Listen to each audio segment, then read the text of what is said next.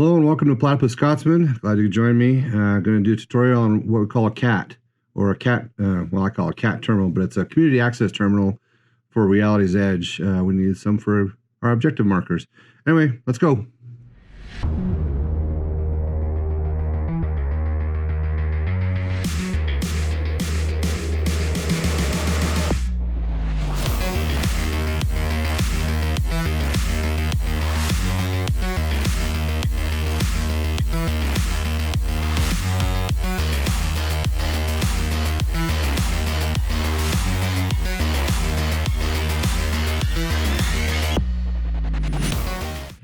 All right, we'll make some cat terminal for Reality's Edge, and just kind of a mod podge of different things. So I'm just going to cut this out first. We'll snap it out. So I'm just going to score it a couple times.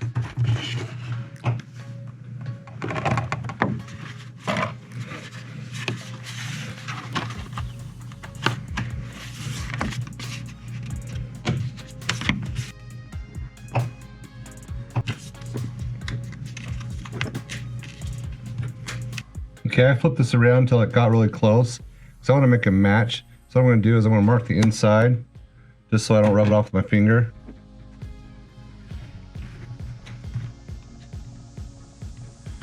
So these are the places where I want them to match. And then I'm going to get me a emery board or fingernail thing or whatever. And I'm going to line them up as best I can with my fingers. I'm just going to pinch it. All right, it's close enough. So now what I'm going to do is I'm going to glue these here so I can glue this around the edge. This is a Weld-On, it's number 3. It's for sheet styrene or plastic, and I got this from Jake, who saw Adam Savage use it. So that's where I got it from. And I'll probably mention that in more than one video. But just paint it on, hold it there for a second, and it welds it right there. You still have a little time to play with it to get it right, and then you can just weld it back. You can just put it to the other side, but it literally just welds it together. I'm use pair of tweezers.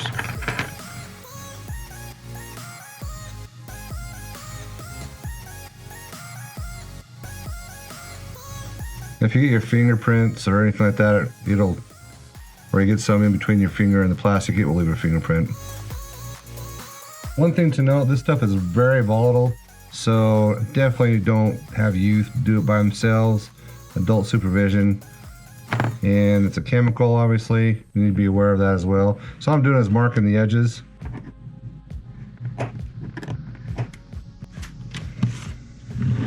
And just line it up. The other thing I've noticed too is this stuff is, at least for me, it appears to evaporate pretty quick. So I try to keep the lid on it whenever I'm not using it. And there is an applicator that comes with it, but Adam Savage uses a brush, and I found that I like using a brush as well.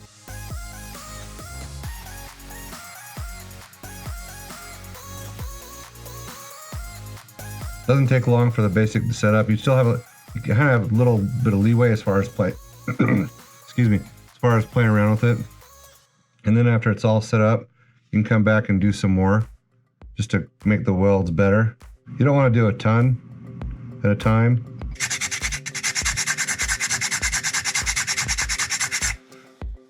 So what I'm doing now is I'm just making it so this is one flat edge, so I can just glue a piece right to that edge right there and kind of have it overlap a little bit.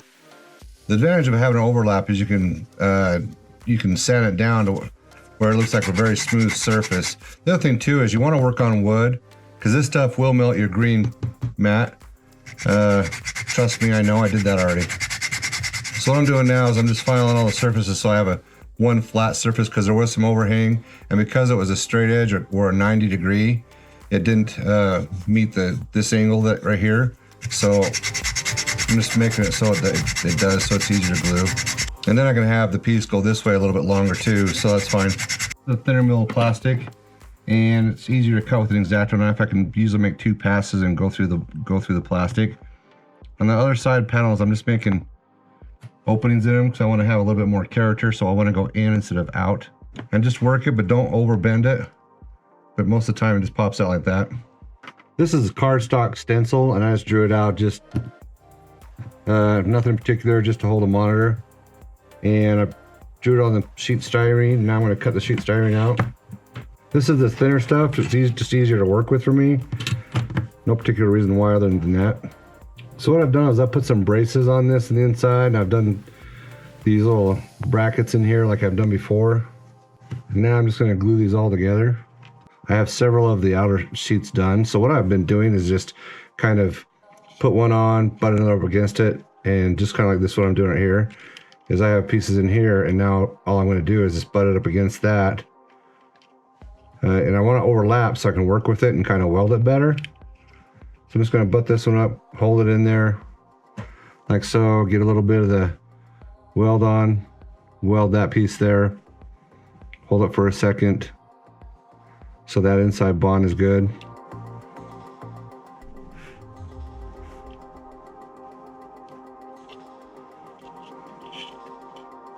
It wasn't flush touching right here, so I had to readjust it a little bit, but now it is.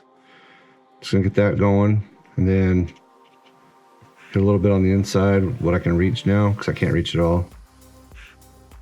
And that's kind of what I'm doing. I'm going to finish it that way, and then we'll start trimming some of the edges off. Now what I'm going to do is I'm just going to start trimming the edges, the overlapping. Not too close because I want to file it down, so I'll leave still a little bit of overhang, just not a ton. Now I'm just using an emery board to file off the edges just to make them smooth. That's why I put a little bit of extra weld on, just to make the bonds really good so I could round these edges out. Going too far back here, so I'll cover that with something else, but that's okay. I just have some copper wire. I don't know where I got it from. And I put some greeblies on from different kits, from half tracks, and this is from Epic 40K. This is I think it's a orc turret. And then these are some other greeblies that I put on. And now I'm just going to put some wire in here. And this is just Loctite super glue.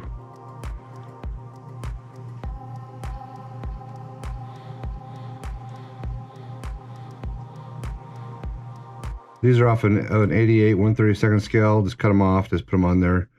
Doesn't make any sense, but yeah, I thought it looked cool. And just putting little doodads on it. Now I'm just taking a barrel from a Tiger tank, 1/72 Tiger tank. I'm going to make this into the keyboard, or one of the keyboards. And so I just cut the back off, and I'm going to file it down. And I'm going to saw the barrel off. These are a bunch of cameras I want to make. So what I'm going to do now is I'm just going to put backings on them, since I cut them out of square tubing. That's 45 at the front of them. Now I'm just applying them on here.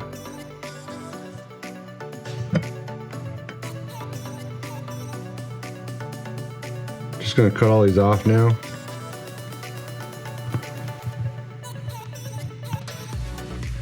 I just want to file the edges on the back of it, just so it's a smooth seam and it doesn't look like anything was glued on the back. These are some 1/16 inch rods, and what I'm doing now is I'm just dipping them in there a little bit, and just want to rest them against the top. I just barely have them exposed, or barely into the lip. And I've also rounded the end of these off, and just so I can paint them up to like their cameras. Okay, I've cut some of these 1/16 inch rods. Some of them are 45s. Well, 45 at the ends to where I'm going to attach them to the pole, and then I just cut the others in just in sporadic positions. And now I'm just dipping the one end in. Yeah, I have a couple seconds to play with it, so I'm just kind of attaching it and then adjusting it the way I think it should be. And obviously these aren't going to be perfect, but that's okay. And once I've done that, I'm just going to grab this camera here. Just going to dip the end in. Alright, this is guitar wire or bass wire, string, whatever. And I'm just going to put some on. Well, I thought I drilled a hole big enough. Oh, I did. And then just fit into this.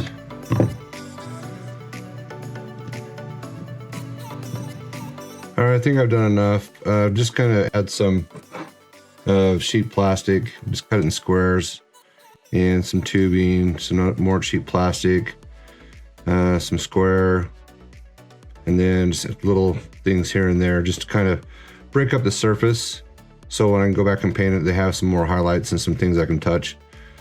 And I think I'm going to call this done. I mean, there's more things I could keep adding, and you can go more and more with this. These are just bits from tanks, from 1/35 scale tanks and different things like that. Some of these bits I have no idea where they came from. Some are half tracks. And that's why this kind of stuff is kind of hard to duplicate. So it's the cameras, this tubing, and things like that that are in this sheet plastic here. This is another sheet plastic of the same thickness. And I just beveled the edges on it with a emery board. And it's those types of things that you can duplicate and just have fun with. But other things with these greeblies, those are pretty much what you have at your disposal, but you can pick up guitar wire or bass wire and do things like this as well, and just run things around. But I think I'm going to call this done. I'm going to go and prime it so we can start painting it. All right, busting out the airbrush. Said I probably wouldn't do it, but for these pieces, I think it's necessary. Just get a smooth coat on them. This is a Renegade Badger Chrome. I haven't busted out for a while, and I just picked this up so I can spray into it, Iwata, and have my rubber glove, and it's got this 3M mask, so I don't have to breathe in the particulates anymore, which is most enjoyable.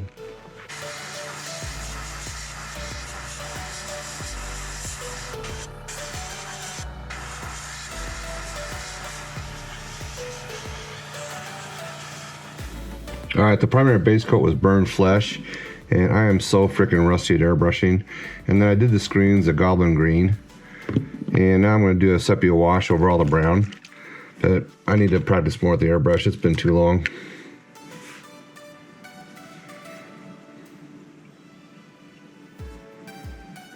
Last night we had a paint night, and I did a test run of these colors, and I think I like this. I'm going to go with this. So it's a taupe, a deep taupe, it's a sandstone, and this one doesn't have it, but I'm going to add a dryad bark to it, and I'm just going to kind of mishmash and put them in different spots as I go. I'm going to start with taupe first.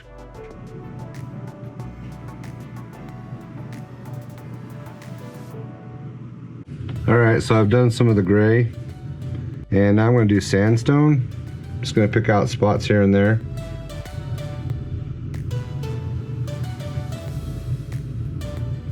Now I'm going to go through and paint things dryad bark.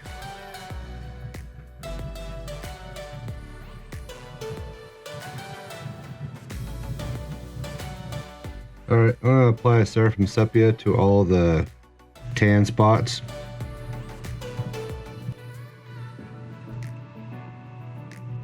On pieces like this, it doesn't matter if I go over. In fact, that was the plan, because the base is already well, the wash that was applied to this tan was already sepia, or the flesh was already sepia anyway. All right, I'm going to do Known Oil on the gray and the brown, dark brown now.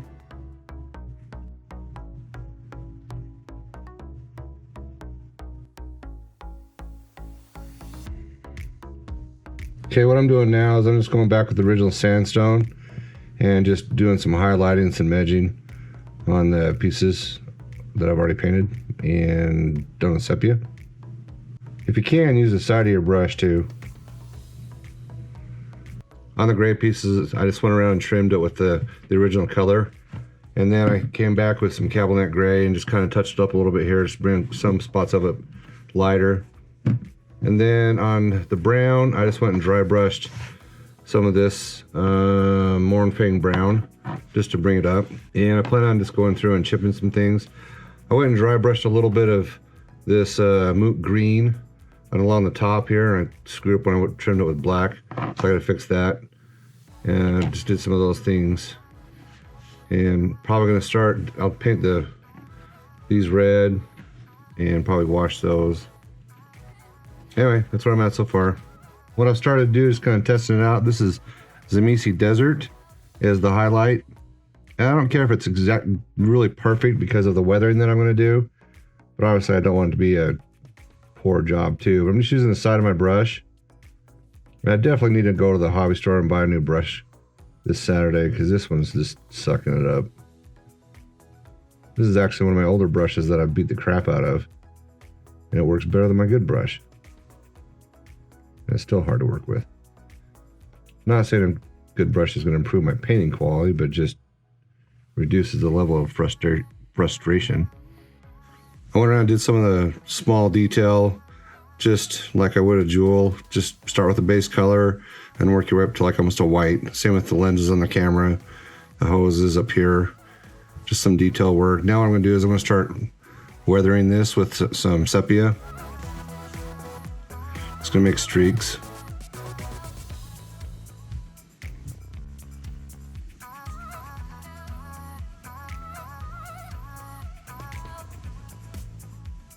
As these start to dry, I'll just wick the centers out so it kind of leaves that bathtub ring like I've done before, like I did on the trash bags.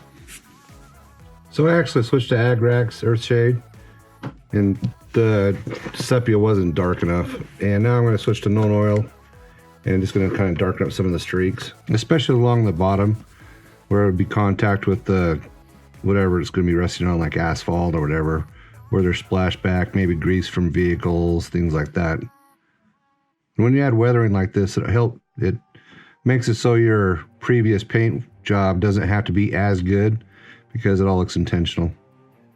So it's not pristine.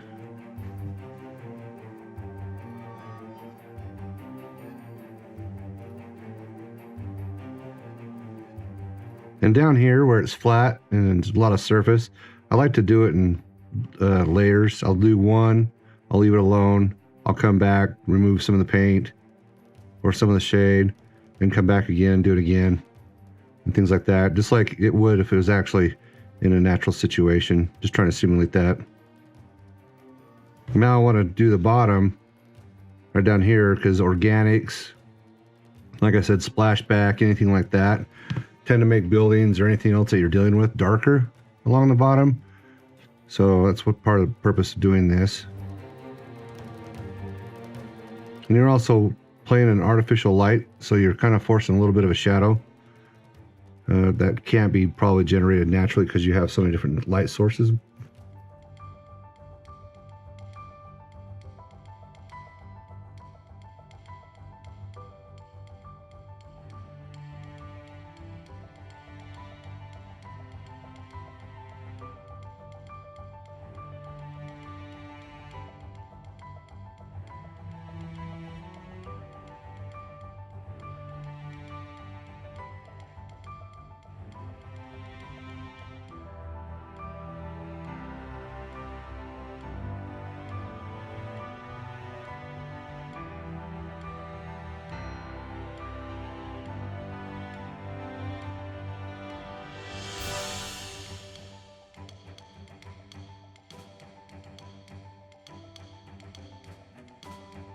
That's a wrap on the cat, or the terminal, the cat terminal. We call it the cat terminal, but anyway, that's for Reality's Edge. Hope you enjoyed it. I know it's kind of scratch build, so the problem is with scratch buildings, like anything else, you have bits boxes that are unique to me, and you know I have rules of them. Anyway, they're unique to me, so it's hard for me to say, hey, look, you know, go get this, because you'd have to buy the kit, and I'll be honest with you, I can't remember half the kits that I have because I've had them for so long, so I can't tell you that. So it's kind of the idea of constructing. But the one thing is that I'd like to mention first off is there's this stuff right here, this acrylic bond or weld that my son Jake got me onto through Adam Savage and his channel. And I have been looking, and I would see people make scratch build items, and I would wonder myself, I know they're not using super glue, and I'm pretty sure they're not using a bonding, but when I saw these videos, like, holy crap, I have never seen anybody use it. And if they're using it, I haven't found it. Anyway, it's changed my world as far as what I want to do and the things I can do. But I'd like to, for that reason, I'd like to give my son Jake the taco for this video, because he has opened up my world as far as this is concerned, because I've been looking, Anyway, I could go on and on about it, trust me. But I'm super excited. I've done some experimenting. I still have a lot to learn because I'm obviously very novice at this material.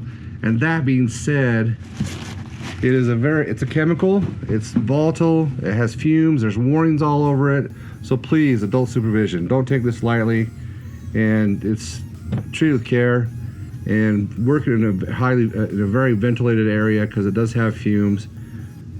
Just be careful with it. If you have any questions or comments on the cat terminal, let me know.